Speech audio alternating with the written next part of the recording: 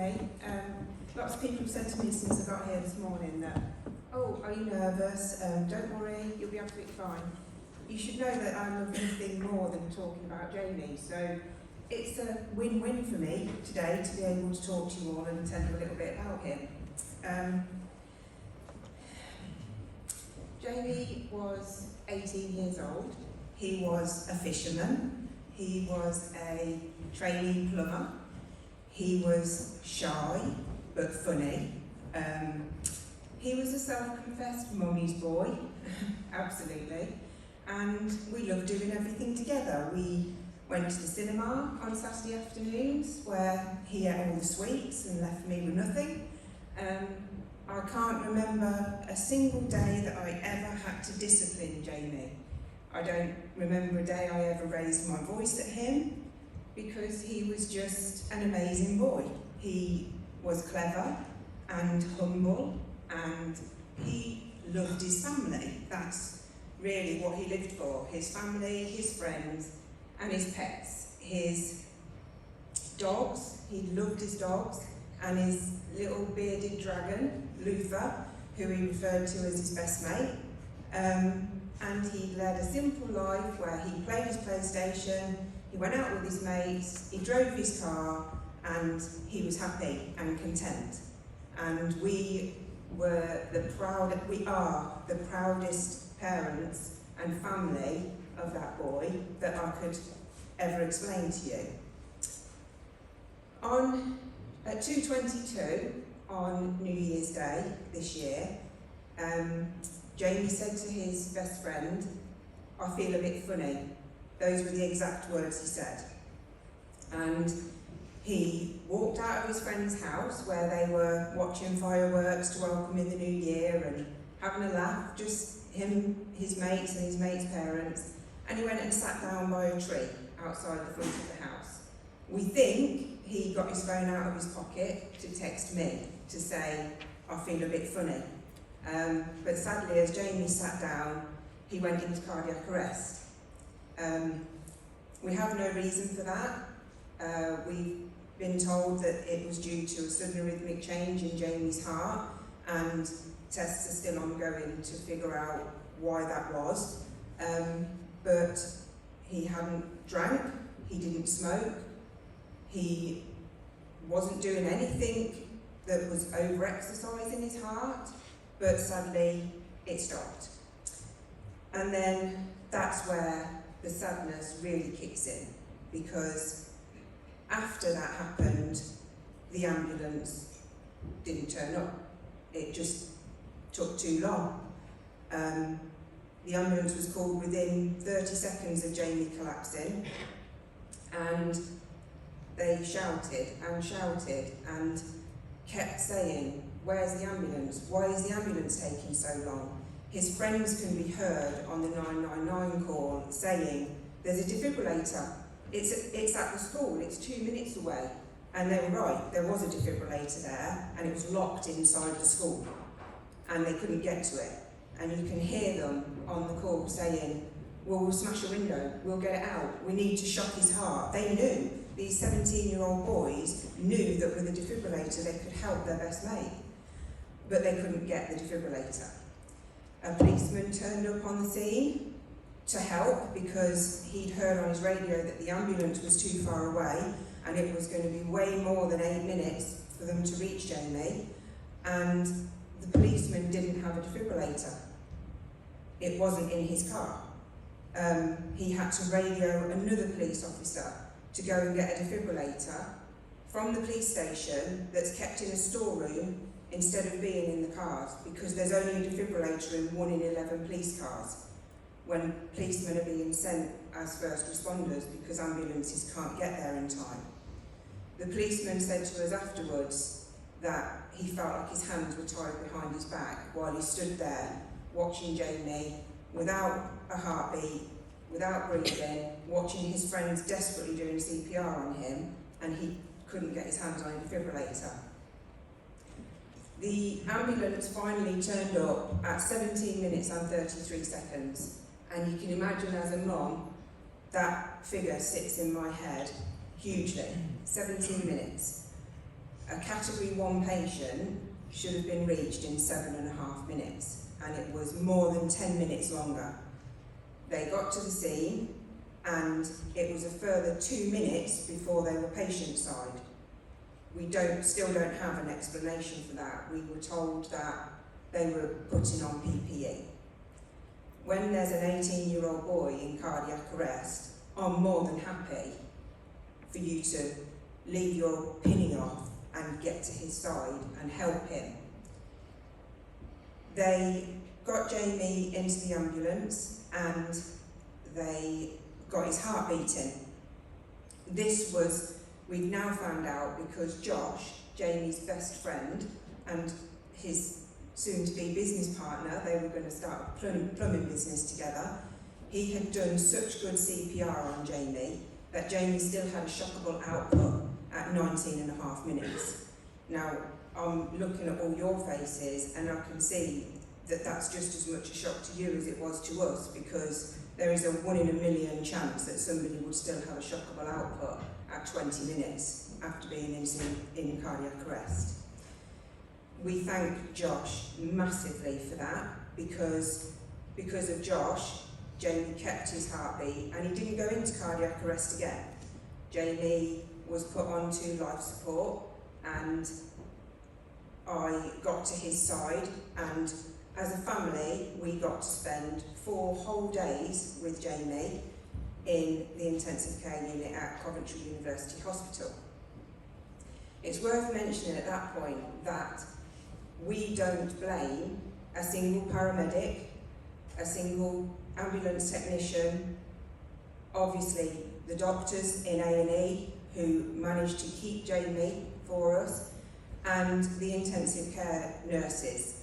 Lisa, who's the cardiothoracic intensive care nurse, rang me. I sadly was out of the country at the time, and she rang me and stayed on FaceTime with me, and her words were, "Until you are here, this is my son, and I will take care of him as if he's my son."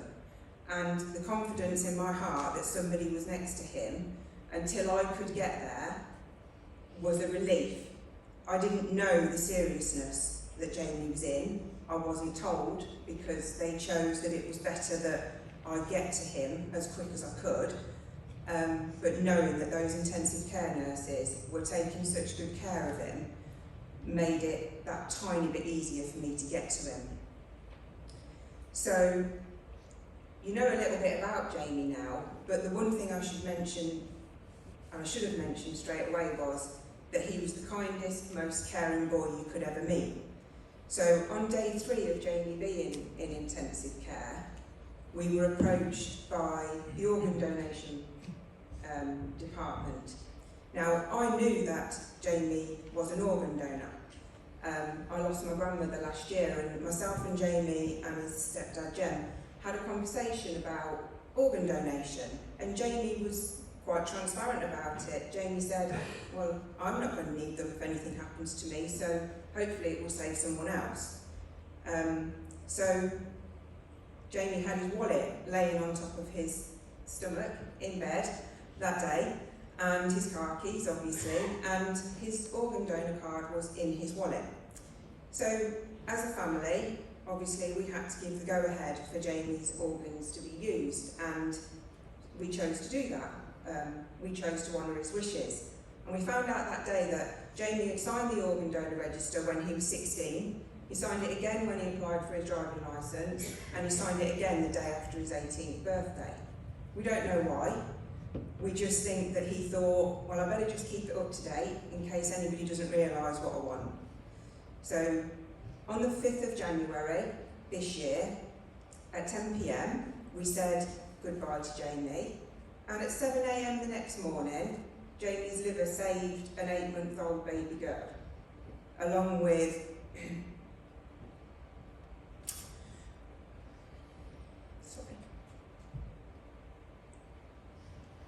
along with 4 other people. As if our pride could get any bigger. But when we found that out, we knew that Jamie was out there, looking after people, caring for people, saving people, just exactly like he knew he wanted to do. But it took us back to New Year's Day at 2:22, when his friends called 999, and the realisation that for that 1 hour of his life, when he needed help and he needed somebody to be there to save him, they weren't there. It was just too long. So after we said goodbye to Jamie, we decided that we needed to turn the pain into positive, because that's what Jamie was. He wouldn't let us cry. He wouldn't let us be angry. He would say, stack the anger in that jar, put it back there, do something positive for me, and we'll sort the anger later. That's what he would say. Those would be his words. So on the 26th of January, myself, my husband Jem, our older son Callum, Jamie's dad, Gavin, grandparents, cousins, friends, we decided that we would raise money for a defibrillator. What better location than on the outside of the school? Because had it have been on the outside of the school, Jamie would probably be, well, he wouldn't be standing here, he'd be plumbing for the little old dear in our village, which is exactly what he wanted to do. Oh, I just want to go and fix people's sinks for them, Mum. That's exactly what he used to say to me. So on the 26th of January, we set up the Our J Foundation to raise money for one defibrillator. That's what we wanted to do. And on the 27th of January, we hit £3,000. So overnight, we'd got enough for 2 defibrillators. I was doing some sums on my phone last night, and yesterday we hit £50,000, which Jamie would say, oh, blimey, we could do a real good holiday on that, Mum, straight away. But this week we installed our 16th defibrillator in Rugby. We have 6 mobile defibrillators that are in lorries at our local football club for a pitch side, and also at our local gin distillery, who take their defibrillator to events, Christmas markets. Everywhere they go, they take it. Because our point is that anybody can suffer a cardiac arrest, any age, any time, anywhere, and if the ambulance takes too long to get there, there's got to be another option. There has to be something that can help, so that people like Jamie's friends and relatives, friends, passers-by aren't left with their hands tied behind their back because they can't help somebody that's in that situation. But ultimately, as much as we'll carry on, our target is to install not 1, but 30 by the anniversary of losing Jamie. We already have 10 more waiting to be installed at the moment. The priority needs to be that ambulances need to get there. So that takes me on to the next part that I wanted to talk to you about. And we've met lots of people in the last 10 months, obviously under the most horrific circumstances, because I would give every penny of the fundraising back. I would not meet any of you people ever if I was given the choice, because I would just have Jamie next to me again and we would be carrying on our lives like we did before. But we've met people who have been brutally honest with us, which is what we wanted, it's what we needed. And we went to the West Midlands Ambulance Service board meeting some time ago, and we met a paramedic who was trying to explain to us how things have changed, a lot since the pandemic, but over the past few years. And one of the things he said to us was, we're not allowed to leave patients in corridors anymore. We're not allowed to put patients in waiting rooms. We're told that we have to keep them on the back of our ambulance until we can hand them over. This is the bit, as a mother, I don't understand. Because if you take a patient off the back of an ambulance and you put them in a corridor, or you put them in a waiting room, or you hang them from a ceiling, it doesn't really matter. Because in that hospital, there's defibrillators, and there's blood, and there's oxygen, and the most important thing is that there's doctors and there's nurses. Jamie didn't even get that because there was not an ambulance to get to him to give him that support that he needed. It's so vitally important when you hear the numbers I'm about to give you that ambulance delays are cut. They have to be. He was 18 years old and he's not here. A massive factor of that was the ambulance delay. Jamie didn't die from his cardiac arrest. Jamie died of oxygen starvation to his brain. His heart was beating out of his chest that night and 4 days later. But sadly, because of the oxygen starvation that Jamie suffered, he couldn't be saved. On the night that Jamie collapsed, there was 32 ambulances covering Coventry and Warwickshire. That's Leamington, Warwick, Rugby, Nuneaton and Coventry, right up to the border of Birmingham. 32 ambulances. Now, I'm guessing that you guys think that's quite a lot of ambulances, until I tell you that 17 of them were queuing outside hospitals, which means that more than half of them weren't even on the road. The nearest ambulance to Jamie was 15 miles away at Coventry University Hospital.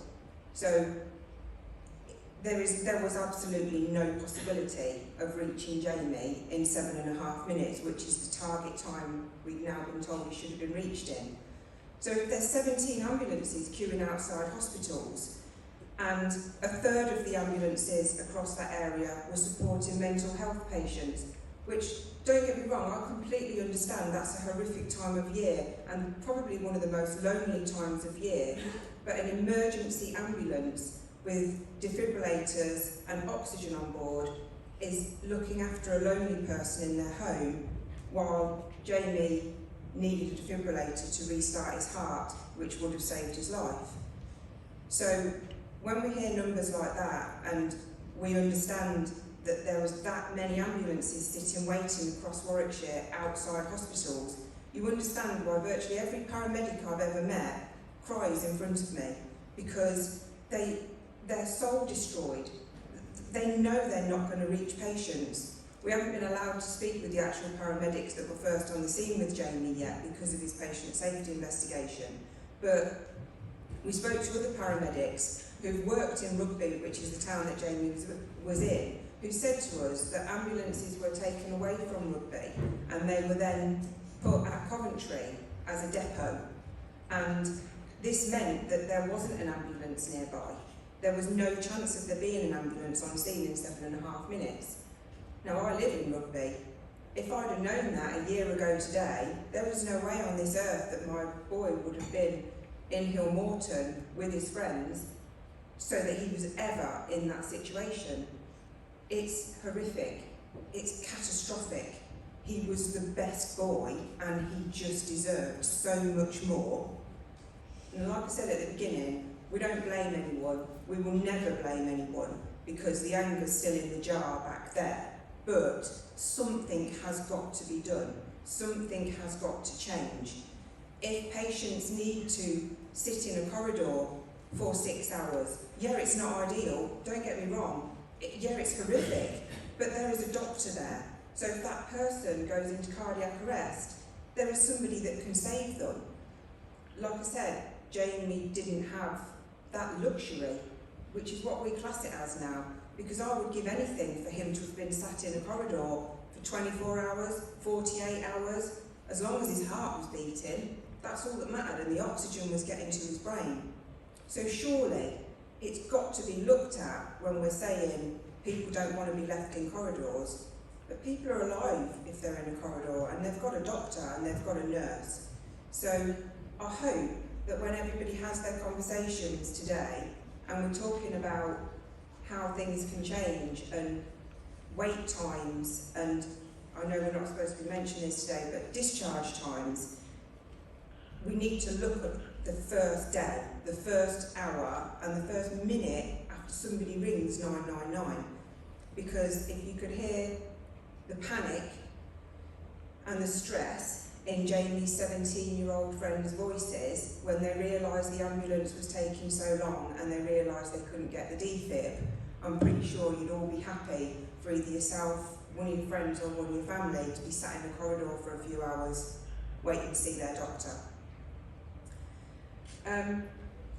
We've been supported by West Midlands Ambulance Trust. We've received numerous apologies from them, and they've admitted that they failed Jamie.